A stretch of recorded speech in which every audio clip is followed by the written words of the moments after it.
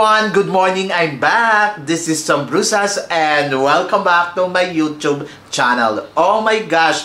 This is it guys, pag-uusapan natin ngayon. Umaari ba sila ng bonggang-bongga? Kung sino to at ano to? Yan ang tatalakayin natin ngayon. But before anything else, hello Philippines and hello beautiful people! Mabuhay! Kamusta kayong lahat? Sana lahat po kayo ay okay at safe ngayong araw na ito. At syempre sa lahat naman ng mga bago nating subscribers dyan, hello po sa inyo lahat. Maraming salamat guys sa pag-subscribe ninyo. Syempre dito sa channel ko. At syempre sa lahat naman ng makamamasam dyan na laging sumusuporta dito. Araw-araw, lagi-lagi. Maraming salamat guys sa inyong lahat. Syempre usapang mga update tayo ngayon. Ano nga ba ang mga nasasagap nating update ngayon dito sa mundo ng pageantry? Ayan ang mga ichichika natin ngayon. So para sa unan nating update, Mr. International 2025 na magaganap dito sa Bangkok, Thailand ay magaganap this coming September 25. Yes!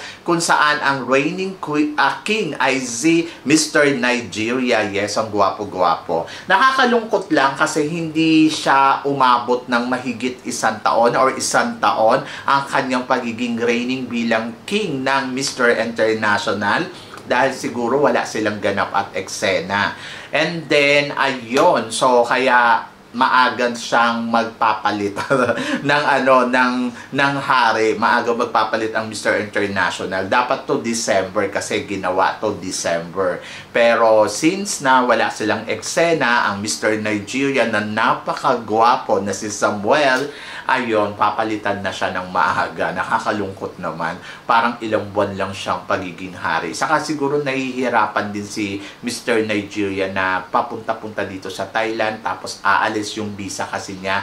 Parang 3 months lang yung binibigay tapos alis na naman siya, tapos babalik na naman. And then, ayun, hindi sila makakuha yata ng working permit. Oo, yun yung medyo nahihirapan si Mr. Nigeria. Plus, hindi lang dito, kung dito lang sa Thailand, walang problema kasi dito siya naka-stay. Siguro yung mga trabaho niya outside the country, ayun, nahihirapan sila kumuha ng visa. Kaya, ayun, medyo papalitan na siya. Pero syempre, ang contender natin dyan ay si Kurt Vondat. So, ang tanong nung iba na kumamasam si Kurt Vondat kaya ang susunod na Mr. International. To be honest, kung susundan natin yung category ng winner nila, katulad ng halimbawa, di ba, nung si Thailand, si Kim, nakita naman natin si Kim, napakagwapo. And then, talagang iba yung charisma. Plus, etong si Samuel, ganun din, matangkad, gwapo. Ay nako, pag nakita nyo to sa personal, grabe.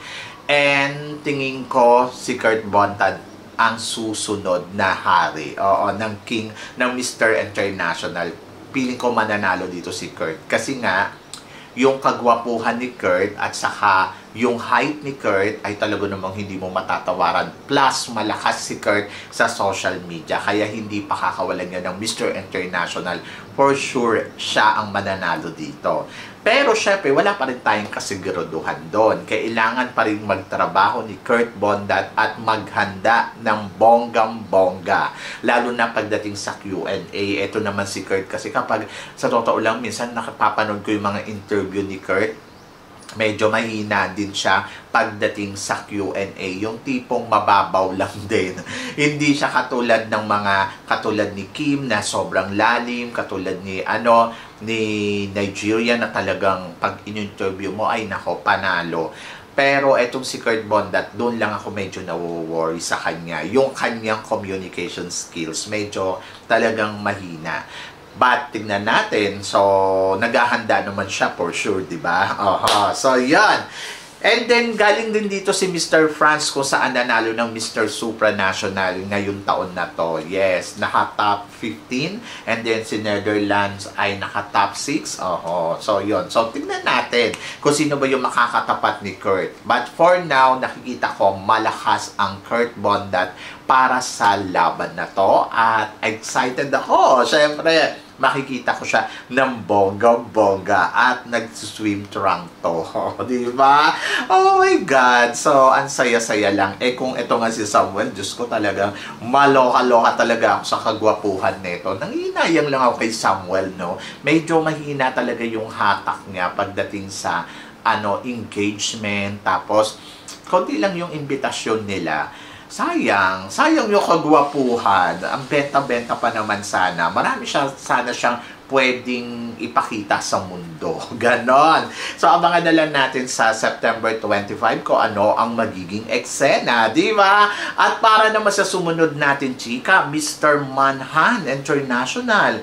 Ay, nako, umariba na. Diyos ko.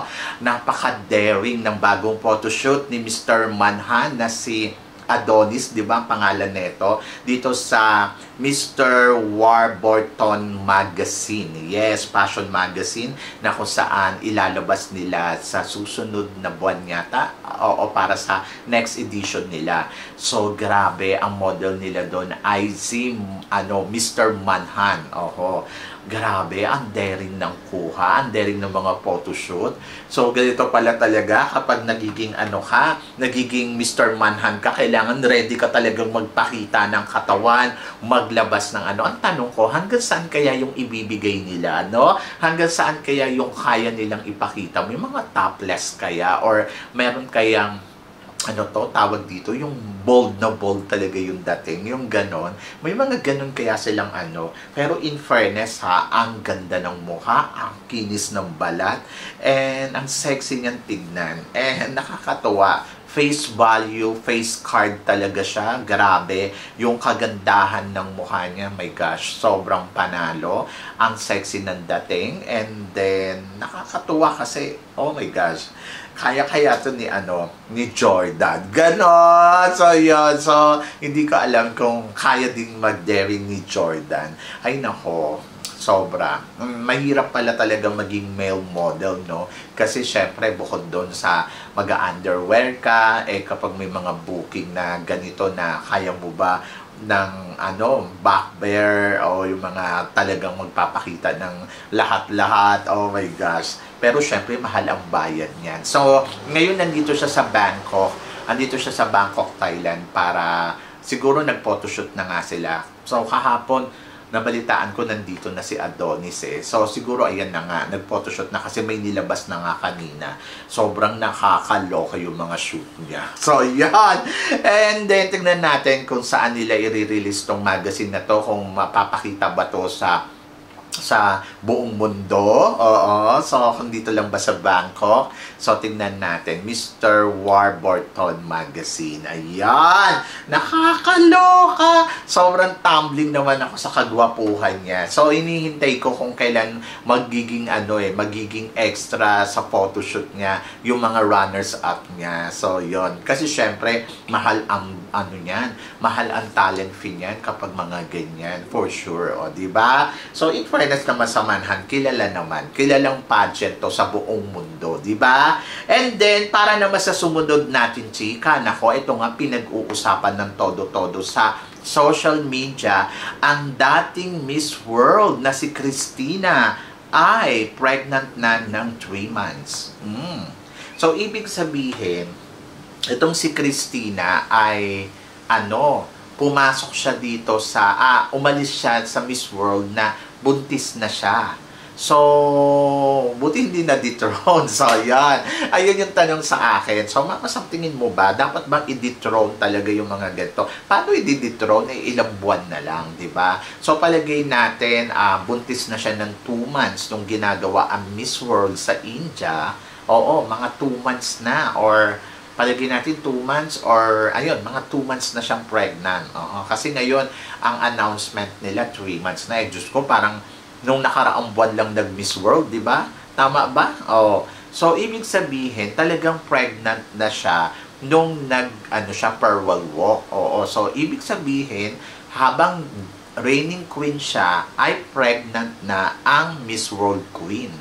So, buti hindi sila dinithrone kasi wala naman sa rules nila yon na parang okay lang sa kanila ang pregnant woman. Siguro kinonsider na lang ni Madam Julia, kaya nga minadali, di ba? Minadali yung minadali yung pageant. Kumbaga parang siguro hindi na nila inurong, kasi pag inurong pa nila, wala na, malaki na yun tiyan.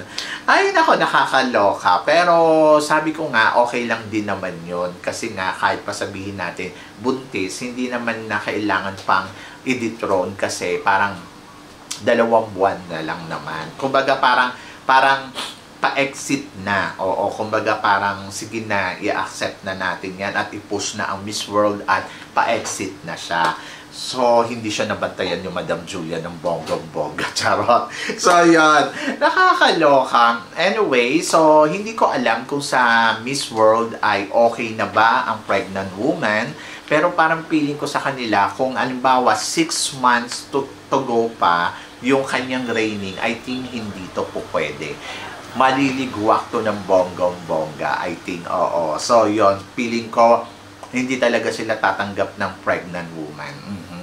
But maswerte si Cristina kasi syempre ang kanyang reigning ay patapos na. So palagay natin buntis na siya yung nag-start ang Miss World, buntis na siya ng 2 months. So it doesn't matter. Kumbaga parang sige na, pa-exit naman na. Kaya pala hindi na siya masyadong naka-eksena noong during Miss World. And then parang nakita lang natin siya na nag-farewell walk. Kasi di ba kadalasan sa mga queens nila nag-host o ma-eksena talaga. Siguro hindi na ibinigay sa kanya yung mga job na yan dahil nga buntis na si ate at alam na yun ni Madam Julia. And then, pina-exit na lang, pinatapos na lang yung reigning queen niya, pagiging Miss World, and then, ayun na. So, saka sila nag-announce ngayon, 3 months na, malaki na yun siya. Diba? So, nakakaloka. So, malinaw to na buntis talaga siya. Oo, na habang patapos na yung kanyang reigning ng Miss World. So, nabuntis. So, maswerte siya kasi patapos na.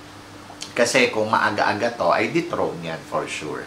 So ngayon, walang dethrone na magaganap kasi parang siguro natapos niya na yung duty and responsibility niya. Siguro yung contract nila natapos niya, naging maayos at inaccept na ni Madam Julia na okay, so may bagong Miss World naman na si Oppo from Thailand, and doon na sila nakafocus. Dapat lang naman mag-focus na sila doon sa bagong queen, di ba? Hindi yung magpo-focus pa sila dito sa nakaraan. Ganon, nakakaloka.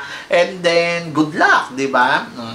Doon naman sa sumunod nating chika, sabing ganon, Catriona Gray at saka si Antonia, kung tingin daw ba natin, hypothetical question kasi ito sa akin, kung tingin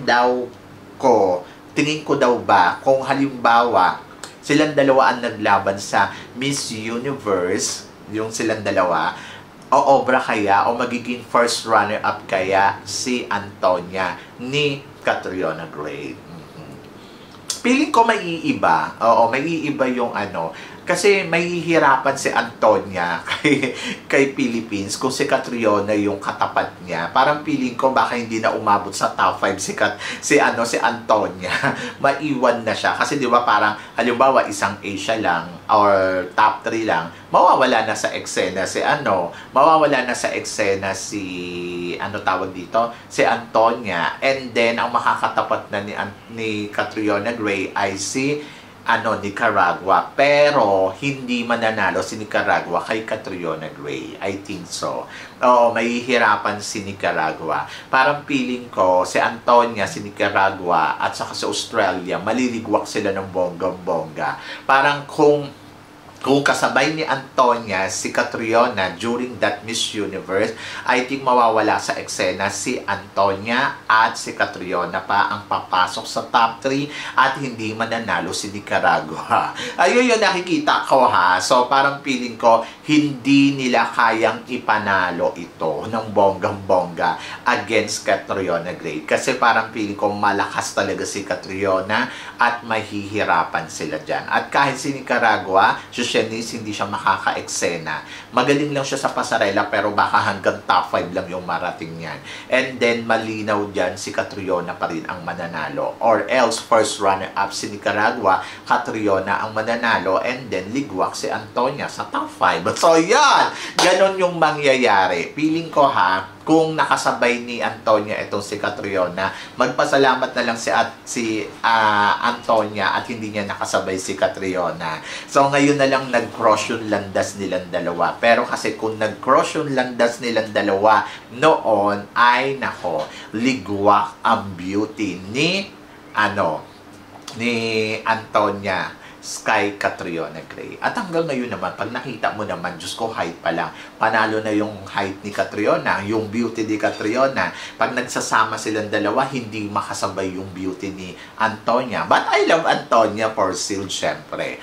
So, doon lang tayo sa obserbasyon natin. Feeling ko hindi siya mananalo over Catriona Gray. Mahihirapan si Antonia Porcil, or else hindi siya magiging first runner-up sa Miss Universe, baka top 5 okay. So, yan! So, kayo guys, ano guys ang masasabi ninyo dito sa mga pinag-uusapan natin ngayon? I-comment below mo yan para at least malaman ko naman kung ano naman ang chika mo dito sa mga tinatalakay natin. So, yon. So, syempre, maraming salamat po sa inyong lahat sa suporta at pagmamahal na binibigay ninyo syempre dito sa channel ko. At sa mga hindi pa po nakaka-subscribe, please don't forget to click like and subscribe my channel at i-click nyo na rin po ang notification bell to more updated syempre sa aking mga chika. Sabi nga ganon, always keep smiling and laban lang. So guys, hanggang dito na lang, hanggang sa muli nating chikahan. See you tomorrow. Thank you guys.